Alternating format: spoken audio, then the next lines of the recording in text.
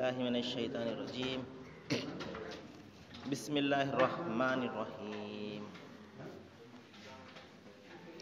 الذين يؤمنون بالغيب ويقيمون الصلاة ومما رزقناهم ينفقون والذين يؤمنون بما أنزل إليك وما أنزل من قبلك وبالآخرة هم يوقنون صدق الله العظيم. అనంత కరుణామయుడు, అపార కృపాశీలుడు, పాలకుడు, పోషకుడు, తీర్పు దినానికి యజమాని అయిన సర్వ సృష్టికర్త అల్లాహ్ పేరుతో ప్రారంభిస్తున్నాను. సోదరులారా, సోదరీమణులారా, అస్సలాము అలైకుం రహమతుల్లాహి వబరకాతుహు. దీని అర్థము, దైవము అందరి మీద శాంతిని మరియు కరుణను కురిపించునుగాక. సోదరులారా, మనము అంతిమ ప్రవక్త, మహాప్రవక్త ముహమ్మద్ సల్లల్లాహు అలైహి వసల్లం వారి మీద దైవము అవతరింపజేసినటువంటి చివరి దైవ గ్రంథమైనటువంటి దివ్య ఖురాన్లో 2వ అధ్యాయాన్ని మనము చదువుతున్నాము. దైవము ఇక్కడ సెలవిస్తున్నాడు,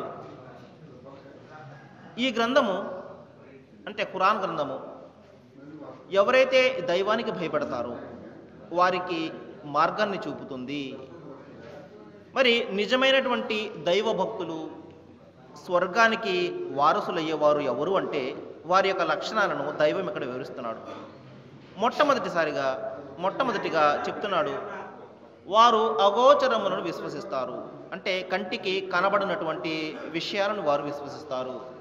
దైవము, స్వర్గము, నరకము, దైవదూతలు, మరణానంతర జీవితము, మనిషి యొక్క ఇవన్నీ కూడా మనిషికి కనబడేవి కావు, అయినప్పటికీ వారు విశ్వసిస్తారు. అదేవిధంగా మనిషి అదృష్టాన్ని కూడా వారు విశ్వసిస్తారు. అంటే మంచైనా చెడైనా కూడా దైవము ప్రసాదించేదే అని. ఇక రెండవది ఏంటంటే దైవం ఇక్కడ చెప్తున్నాడు, వారు తమ జీవితంలో నమాజును స్థాపిస్తారు. అంటే ప్రార్థనను వారు స్థాపిస్తారు. సోదరులారా, ఇక్కడ మనము కొన్ని విషయాలను ఇక్కడ గ్రహించాలి. దైవం ఇక్కడ వారు ప్రార్థనను చేస్తారు అని చెప్పడం లేదు, వారు ప్రార్థనను తమ జీవితంలో స్థాపిస్తారు అని చెప్తున్నాడు. ఏ విధంగా అయితే ఒక పెద్ద బిల్డింగ్, ఒక భవనానికి పునాది అనేది ఎంత ముఖ్యమైన విషయమో, పునాది మీదే మొత్తం బిల్డింగ్ అంతా కూడా, మొత్తం భవనం అంతా కూడా నిలబడి ఉంటుంది. అదేవిధంగా ఒక విశ్వాసి జీవితము ఈ ప్రార్థన మీద ఆధారపడి ఉంటుందన్నమాట. అంటే ఈ ప్రార్థన అనే పునాది మీద, అంటే నమాజ్ అనే ఈ పునాది మీద మొత్తం విశ్వాసి జీవితం అంతా కూడా నిలబడి ఉంటుంది. పునాది బలహీనంగా ఉంటే ఏ విధంగా అయితే భవనం బలహీనంగా ఉంటుందో, అదేవిధంగా విశ్వాసి జీవితంలో ప్రార్థన అనేది బలహీనంగా ఉంటే, నమాజు అనేది బలహీనంగా ఉంటే మొత్తం అతని జీవితం అంతా కూడా బలహీనంగా ఉంటుంది. ఇక్కడ విషయం ఏంటంటే, ఏమంటే ఏదో ఒకసారి రోజుకు ఒకసారి చేస్తే సరిపోతుంది కదా, 5 పూటల ఎందుకంటే దైవము ఇక్కడ నమాజు చేయమని ఆజ్ఞాపించాడు అనే ప్రశ్న వచ్చినప్పుడు, సోదరులారా, మనిషి సహజంగా మరుపునకు గురయ్యేవాడు. ఈ ప్రాపంచిక వ్యామోహాలకు ఎక్కువగా ఆకర్షణకు లోనయ్యేవాడు. దైవం ఇక్కడ ఏమి నిర్ణయిస్తున్నాడు అంటే, ఏమి కోరుతున్నాడు అంటే, మనిషి తన జీవిత కాలంలో ప్రతి క్షణం కూడా దైవంతో సంబంధాన్ని కలిగి ఉండాలి. అతను రోజులో 5 పూటల అతను ఎప్పుడైతే ప్రార్థన చేయడానికి, నమాజు చేయడానికి మస్జిద్కి వస్తాడో, అతనితో ఆ దైవం యొక్క సంబంధము అలాగా కంటిన్యూ అవుతూ ఉంటుంది. ఒకవేళ అతను ఏదైనా పొరపాటు చేసినప్పటికీ కూడా తర్వాతి నమాజు చేస్తున్నప్పుడు అతను అనుకుంటాడు, అరే నేను నమాజు చేస్తున్నాను కదా, ప్రార్థన చేస్తున్నాను కదా, నేను ఈ తప్పు చేయకూడదు అని చెప్పేసి అతడు త్వరగా ఆ తప్పు నుండి బయటపడే అవకాశం ఉంటుంది. ఈ విధంగా అనుక్షణం కూడా దైవము దాసునితో సంబంధం కలిగి ఉండాలంటే ఈ 5 పూటల ప్రార్థనను ఈ విధంగా నిర్దేశించడం జరిగిందన్నమాట. కానీ మనమేమనుకుంటున్నాము, ముస్లిం సోదరులు అయితే శుక్రవారం పూట ఒకరోజు మధ్యాహ్నం నమాజ్కి వస్తే సరిపోతుంది, లేకపోతే మన సోదరులు ఒకరోజు శనివారం గుడికి వెళ్తే సరిపోతుంది, లేకపోతే మన ఇంకొక సోదరులు చర్చికి వెళ్తే ఆదివారం సరిపోతుంది, మా అంత గొప్ప దైవభక్తులు లేరు అని చెప్పేసి భావిస్తున్నాం. కానీ సోదరులారా, కానీ ఇక్కడ దైవం చెప్తున్నాడు, మీరు అనుక్షణం కూడా ప్రతి క్షణం కూడా మీరు దేవుని యొక్క దాసులు అని గుర్తుపెట్టుకోవడం కోసము దైవంతో సంబంధాన్ని కలిగి ఉండాలి. మనము ఎక్కడున్నా కూడా ఆరాధనాలయంలో ఉన్నప్పటికీ బయట ఉన్నప్పటికీ కూడా మనము దైవభక్తులుగా, దైవాన్ని ప్రేమించేవారుగా, పాపభీతితో కూడినటువంటి జీవితం గడిపేవానిగా మనము మారాలి అంటే మనము అనుక్షణం కూడా దైవంతో సంబంధాన్ని కలిగి ఉండాలి. ఏ విధంగా అయితే మనము మన ప్రార్థనాలయంలో ఎంతో నిష్ఠతోటి ఉంటామో, ఎంతో మంచితనంతో మనం ఉంటామో, బయట ప్రపంచంలో కూడా మనము జీవితం ఆ విధంగా గడపాలి. దీనికోసమే దైవము మనిషిని 5 పూటలా కూడా ఈ ప్రార్థనను నిర్దేశించడం జరిగింది. కాబట్టి నిజమైన విశ్వాసులు, నిజమైన దైవభక్తులు తమ జీవితంలో 5 పూటలా కూడా ఈ ప్రార్థనను స్థాపిస్తారు.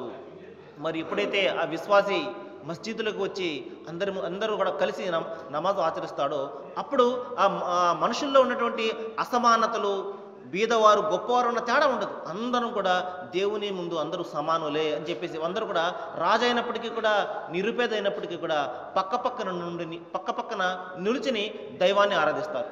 అంటే ఈ విధమైనటువంటి సమానత్వాన్ని ప్రజలందరిలో కూడా కలుగజేయడం కోసము దైవము మీరు మస్జిద్కి వచ్చి 5 పూటల నమాజును ఆచరించండి అని చెప్పేసి ఆజ్ఞాపించడం జరిగింది. కాబట్టి ఒక విశ్వాసి తమ జీవితంలో నమాజును స్థాపించడం జరుగుతుంది. ఇంకా దైవం చెప్తున్నాడు, మేము ఏదైతే వారికి ప్రసాదిస్తామో, డబ్బు కానివ్వండి, హోదా కానివ్వండి, పేరు ప్రఖ్యాతులు కానివ్వండి, మరి వాటిని మా మార్గంలో ఖర్చు చేస్తారు అని చెప్పేసి ఇక్కడ దైవం చెప్తున్నాడు. కానీ మనిషి ఇక్కడ ఏం భావిస్తున్నాడు? తన జ్ఞానం ఆధారంగా, తన బలం ఆధారంగా, తన చదువు ఆధారంగా ఇక్కడ నేను అన్నీ కూడా సంపాదించుకున్నానని చెప్పేసి మనిషి ఈ రోజున విర్రవీగుతున్నాడు. కానీ సోదరులారా, కానీ దైవం ఇక్కడ అనుక్షణం కూడా ఒక విషయాన్ని గుర్తు చేస్తున్నాడు. మీకు ఉన్నటువంటి ఏదైనా కూడా, అనుగ్రహం ఏదైనా కూడా అది దైవం నుండి వచ్చినదే. ఈ విషయాన్ని మీరు జ్ఞాపకం పెట్టుకోండి. చూడండి, ఒక వ్యక్తి ఉన్నాడు, కోటీశ్వరుడు. అతనికంటే గొప్ప జ్ఞానవంతులు ప్రపంచంలో లేరా? దైవం అతనికి ఎందుకు ప్రసాదించాడు? మరి గొప్ప విజ్ఞానవంతుని చూడండి, అనేకమైనటువంటి డిగ్రీలు చదివిన వాడిని చూడండి, అతనికంటే గొప్ప జ్ఞానం లేరా? దైవం అతనికి ఎందుకు ప్రసాదించాడు? ఈ విధంగా దైవం ఎవరికి ఏది కావాలంటే వారికి ఆ విధంగా ప్రసాదిస్తూనే ఉంటాడు. దీనికి ఇక్కడ మనిషి యొక్క కృషి ఉంటుంది తప్ప మొత్తం అంతా కూడా తన జ్ఞానం ఆధారంగా ఇక్కడ సంపాదించింది ఏమీ కూడా లేదు. ఈ విషయాన్ని అనుక్షణం కూడా మనిషి జ్ఞాపకం పెట్టుకోవాలి. కానీ ఈ రోజున మనిషి నా అంతటి వాడు లేడు, ఇవన్నీ కూడా, ఈ సంపద అంతా కూడా నా స్వయం శక్తితోటి నేను సంపాదించుకున్నానని చెప్పేసి వెర్రివీగుతుంటాడు. కానీ చూడండి సోదరులారా, ఒక రైతు ఉన్నాడు, రైతు విత్తనాలు జల్లుతాడు. కానీ ఆ విత్తనాలు జల్లిన తర్వాత ఆశగా ఆకాశం వైపు చూస్తుంటాడు, వాన ఎప్పుడు పడుతుందని చెప్పేసి. ఎందుకంటే వానను కురిపించే శక్తి అతనికి ఉండదు. అదేవిధంగా ఆ విత్తనాల్లో ఏ విత్తనం నుండి మొక్క మొలకెత్తుతుందో కూడా అతనికి తెలియదు. ఆ విత్తనం నుండి ఆ టెంకను చీల్చి ఆ యొక్క మొక్కను బయటకు తీసేవాడు ఆ దైవం మాత్రమే. పైనుండి వర్షాన్ని కురిపించి ఆ యొక్క పంటలకు నీళ్ళని ఇస్తున్నవాడు ఆ దైవం. ఇక్కడ మనిషి చేస్తున్నది ఏది కూడా లేదు. కానీ మనిషి ఈ రోజున ఎంతటి మరుపులకు లోనై ఉన్నాడు అంటే, సమస్తము నా శక్తి సామర్థ్యాలతో నేను సాధిస్తున్నాను అని చెప్పేసి విర్రవీగుతున్నాడు. దైవం ఇక్కడ గుర్తు చేస్తున్నాడు, నేను నీకు ప్రసాదించిన దాని నుండి నా మార్గంలో నువ్వు ఖర్చు చెయ్యి. ఎందుకంటే దైవం ఇచ్చింది దైవ మార్గంలోనే ఖర్చు చేయాలి. దైవ మార్గం అంటే నిన్న చెప్పడం జరిగింది, అది సాటి బీద సాధనను ఆదుకోవాలి, మన సమాజంలో ఉన్నటువంటి నిరుపేదలను ఆదుకోవాలి, అనాథులను ఆదుకోవాలి, వితంతువులను ఆదుకోవాలి. వీటన్నింటినీ ఆదుకోవడమే, వీరందరినీ ఆదుకోవడమే దైవ మార్గంలో ఖర్చు చేయడము. ఆ తర్వాత ఇంకా దైవం చెప్తున్నాడు, మేము నీకు ప్రసాదించినటువంటి గ్రంథాన్ని, అంటే ప్రవక్త ముహమ్మద్ సల్లల్లాహు వారితోటి ఇక్కడ చెప్పడం జరుగుతుంది. ఓ ప్రవక్త, నిజమైన దైవదాసులు ఎవరు అంటే, నిజమైన విశ్వాసులు ఎవరు అంటే, స్వర్గానికి అర్హులయ్యేవారు ఎవరు అంటే, నేను నీకు ప్రసాదించినటువంటి ఖురాన్ను విశ్వసిస్తారు. అంతేకాకుండా ఖురాన్ కంటే ముందు ప్రసాదించిన అన్ని గ్రంథాలను కూడా వారు విశ్వసిస్తారు అని చెప్పడం జరిగింది. ఇంకా చివరిగా దైవం చెప్తున్నాడు, వారు పరలోకాన్ని దృఢంగా నమ్ముతారు.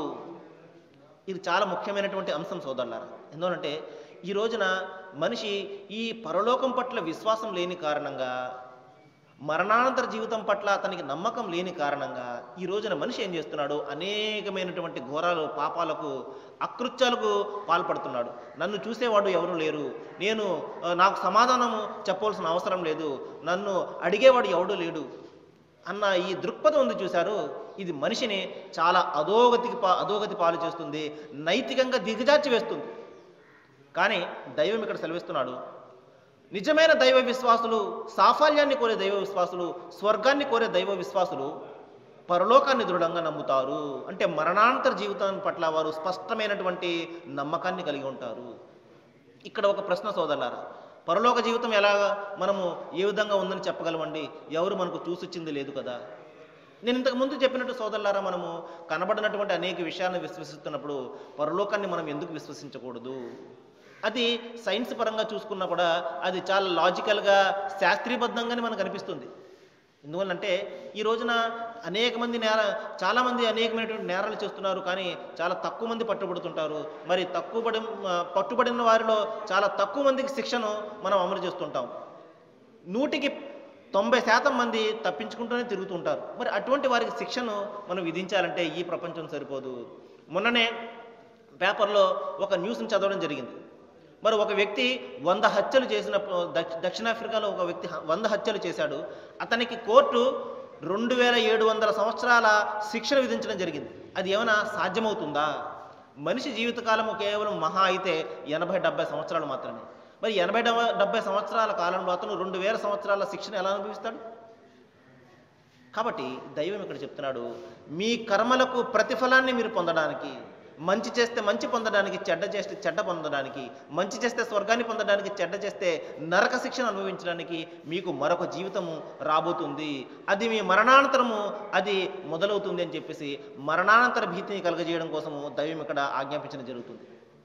ఉదాహరణకు నేను ఒక ఉదాహరణ చెప్తాను చూడండి. మరణానంతర జీవితాన్ని మనం ఎందుకు విశ్వసించాలి అన్న దాని గురించి. 2 వ్యక్తులు ఉన్నారు. ఒక వ్యక్తి మరణానంతర జీవితాన్ని విశ్వసిస్తాడు, మరొక వ్యక్తి విశ్వసించడు. మరణానంతర జీవితాన్ని విశ్వసించే వ్యక్తి యొక్క జీవితం ఎలాగుంటుందంటే అనుక్షణం కూడా దైవ భీతితో కూడుకుని ఉంటుంది. చెడ్డ పనులకు దూరంగా ఉంటాడు, సమాజంలో మంచి చేయడానికి ప్రయత్నం చేస్తూ ఉంటాడు, అందరికీ మంచి చేస్తూ ఉంటాడు, మంచిని బోధిస్తుంటాడు, సమాజాన్ని శాంతిమయం చేయడం కోసం ప్రయత్నం చేస్తూ ఉంటాడు. ఎవరికైతే మరణానంతర జీవితం పట్ల ఎవరికైతే విశ్వాసం ఉంటుందో, ఈ ప్రాపంచిక జీవితం చాలా శాంతిబద్ధంగా జరుగుతుంది, శాంతిమయంగా తన జీవితాన్ని గడుపుతాడు. అదేవిధంగా మరొక వ్యక్తి ఉన్నాడు, మరణానంతర జీవితాన్ని విశ్వసించడు. ఇక్కడ అడిగేవాడు ఎవడు లేడు అనుకుంటాడు, నా ఇష్టం వచ్చినట్టు ఇక్కడ జీవితాన్ని నేను గడుపుతాను అంటాడు. మరి అతని జీవితం ఎలాగుంటుంది?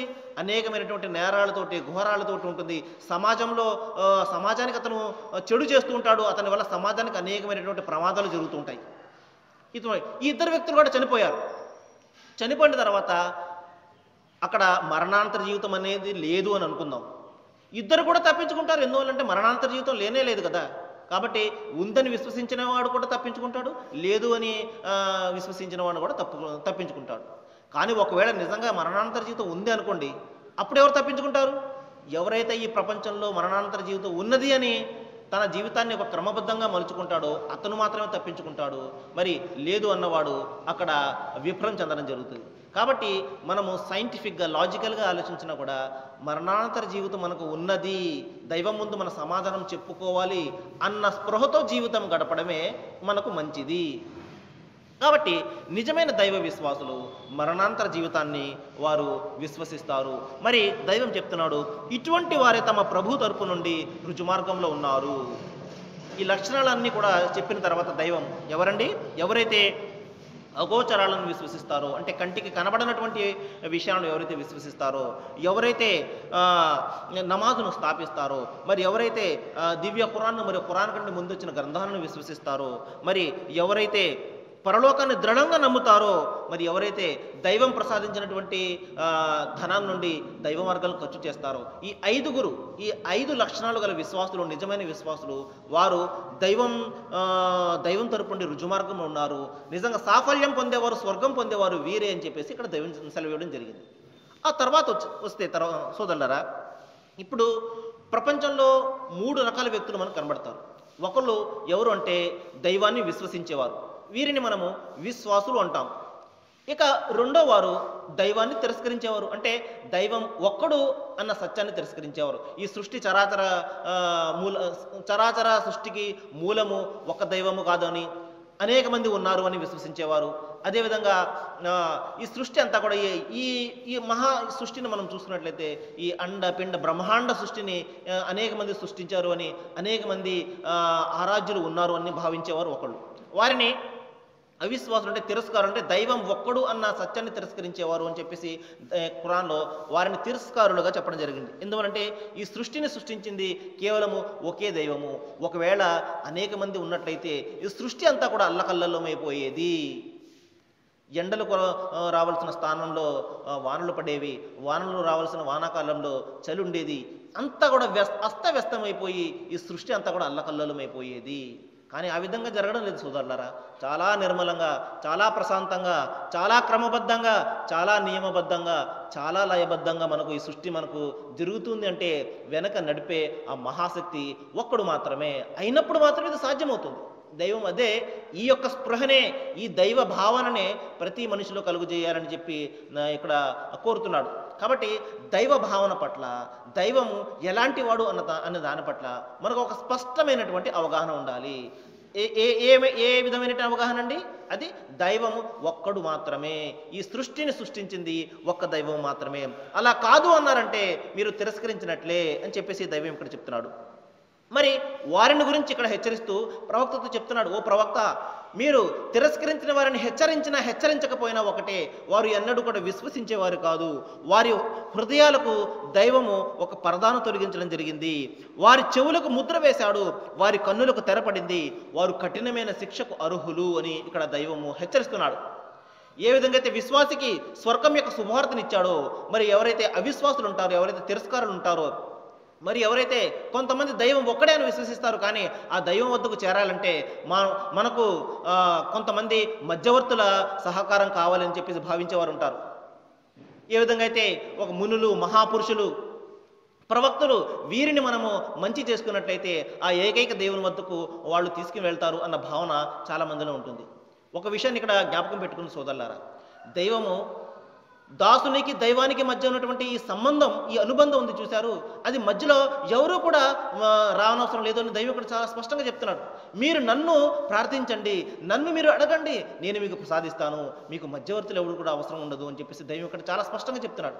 కాబట్టి ఈ మహాపురుషులు, ఈ మహాత్ములు, ఈ ప్రవక్తలు, ఈ మునులు, వీరందరిని మనము ఎంతగానో ప్రేమించాలి, వారిని అనుసరించాలి, మనం ఎంతో గౌరవించాలి వారిని. కానీ మన ప్రార్థనలు, మన మొక్కుబడులు, మన భక్తి, మన పూజలు, మన పురస్కారాలు, మన మొక్కుబడులు అన్నీ కూడా ఆ ఏకైక దైవానికి మాత్రమే చేయాలి. ఎందువలంటే ఈ మహాపురుషులు, ఈ మునులందరూ కూడా అదే విధంగా చేశారు. ఈ ప్రవక్తలందరూ కూడా అదే విధమైనటువంటి సత్యాన్ని బోధించారు, దైవం ఒక్కడిని మాత్రమే ఆరాధించండి అని చెప్పేసి. కాబట్టి మనకు ఆ మహాపురుషుల పట్ల నిజంగా ప్రేమ ఉన్నట్లయితే వారు సూచించిన విధంగా మనము ఆ ఏకైక దైవాన్ని మాత్రమే ఆరాధించాలి. ఇది నిజమైనటువంటి ప్రేమ. కానీ మనం ఏం చేస్తున్నాము, ఎవరైతే దైవం ఒక్కడిని ఆరాధించండి అని బోధించారో ఆ దైవాన్ని విడిచిపెట్టేసి మనము ఈ మహాపురుషులను మనము మధ్యవర్తులుగా ఆరాధించడం మొదలుపెట్టాము. కానీ అది ఎంత మాత్రం కూడా సత్యమైనటువంటి విషయం కాదు. ఉదాహరణకు చూడండి, కుమారుడు మరియు తండ్రి యొక్క సంబంధాన్ని చూసుకోండి. తండ్రి తన కుమారుడు ఏదైనా చిన్న తప్పు చేసినట్లయితే మందలిస్తాడు, తిడతాడు, తర్వాత గుండెకు హత్తుకుంటాడు, బాబు మళ్ళీ ఇప్పుడు చేయకమ్మా ఇటువంటి తప్పు అని చెప్పేసి. కానీ అదే కుమారుడు, అదే కొడుకు మరి చిన్నతనం నుండి కూడా సాగుతున్నాడు, ప్రేమతోటి అన్ని అవసరాలు తీరుస్తున్నాడు. మరి ఇన్ని పనులు చేస్తున్నప్పటికీ కూడా ఎప్పుడైతే ఆ కుమారుడు తనను విడిచిపెట్టి మరొకరిని నాన్న అని పిలిచాడు అనుకోండి, ఆ తండ్రికి ఎంత కోపం వస్తుంది, ఇంటి నుండి బయటకు పంపించేస్తాడు. దైవం కూడా అంతే సోదరులారా, మనిషి చేసినటువంటి చిన్న చిన్న పాపాలను దైవం తన అనుగ్రహంతో క్షమించేస్తాడు. కానీ దైవానికి ఇవ్వవలసిన స్థానాన్ని, ఆ పూజను, ఆ పునస్కారాలను, ఆ మొక్కుబడులను తనకు కాకుండా మరి వేరొకరికి ఇచ్చినప్పుడు నిస్సందేహంగా దైవం యొక్క ఆగ్రహంలో మనం చిక్కుకుపోతాము. మరి అటువంటి ఆగ్రహం నుండి తప్పించుకోవడం కోసమే దైవం తన ప్రవక్తలను పంపించాడు, ప్రవక్తల ద్వారా గ్రంథాలను కూడా పంపించాడు. ఈ ప్రవక్తలందరూ ఈ గ్రంథాలన్నీ ఒకటే సత్యాన్ని బోధించాయి. అదేమిటంటే, ఓ మానవుడా, నీ సృష్టికర్త ఒక్కడు మాత్రమే, నీవు ఆయనను మాత్రమే ఆరాధించాలి, ఇదే నీ జీవిత లక్ష్యము. ఈ సత్యాన్ని ప్రతి ప్రవక్త బోధించారు సోదరులారా. కాబట్టి మనము ప్రవక్తలను అనుసరించాలి. ఎందువలంటే ఆ ప్రవక్తల యొక్క పరిశుద్ధతకు మనము ఎన్నటికి కూడా సరిపోము, వారి కాళ్ళ ధూళికి కూడా మనం సరికామన్నమాట. కానీ ఆ ప్రవక్తలను అనుసరించాలి, ప్రేమించాలి తప్ప వారిని ఆరాధించకూడదు. ఎందువలంటే ఆరాధన అంతా కూడా మనము ఆ ఏకైక దైవానికి మాత్రమే చెయ్యాలి. ఇది నిజమైనటువంటి ధర్మము. దీనిని అరబీ భాషలో ఇస్లాం అని పిలుస్తారు. కాబట్టి సోదరులారా, నేను దైవాన్ని ప్రార్థిస్తున్నాను. ఇంకొక ప్రధానమైన విషయం నేను చెప్పదలిచాను, అదేమిటంటే ఈ రోజున 9 గంటలకు సిసిసి ఛానల్లో ఖురాన్ సందేశం అనే ఒక ప్రోగ్రాము రాబోతున్నది. ప్రతి శుక్రవారం కూడా జమాతే ఇస్లామీ హింద్ వారి తరపు నుండి ప్రతి శుక్రవారం కూడా ఇస్లాం యొక్క సందేశము, ఖురాన్ యొక్క సందేశాన్ని తెలుగులో 9 నుండి 9:30 వరకు ఉదయము సిసిసి ఛానల్లో ప్రసారం కావడం జరుగుతుంది. కాబట్టి సోదరులారా, మీరందరూ కూడా దాన్ని మీరు చూడండి. ఎందువల్లంటే మనము అనేకమైనటువంటి వ్యర్థ ప్రోగ్రామ్స్ చూస్తుంటాము, సినిమాలు అని, ఈ విధంగా పాటలు అని. కేవలం ఒక అరగంట పాటు మీరు మీ యొక్క సమయాన్ని ఆ ప్రోగ్రాం చూడడానికి వినియోగించినట్లయితే చెప్పలేము, ఏదైనా ఒక మంచి విషయం మీ హృదయాన్ని తాకవచ్చు, తద్వారా మీ జీవితమే మారిపోవచ్చు, మనము సమాజాన్ని బాగుపరిచే వారంగా మనము మారవచ్చు. కాబట్టి నేను మీకు విన్నపం చేస్తున్నాను, మీ యొక్క సమయాన్ని 9 గంటలకు సిసిసి ఛానల్ని చూడడానికి ప్రయత్నం చేయండి. ఇన్షాల్లా దైవము మీకు, నాకు, మనందరికీ కూడా మంచి మార్గాన్ని ప్రసాదించుగాక, మంచి జీవితాన్ని ప్రసాదించుగాక. వాఖిరు దవానా అనిల్ హమ్దులిల్లాహి రబ్బిల్ ఆలమీన్. అస్సలాము అలైకుం.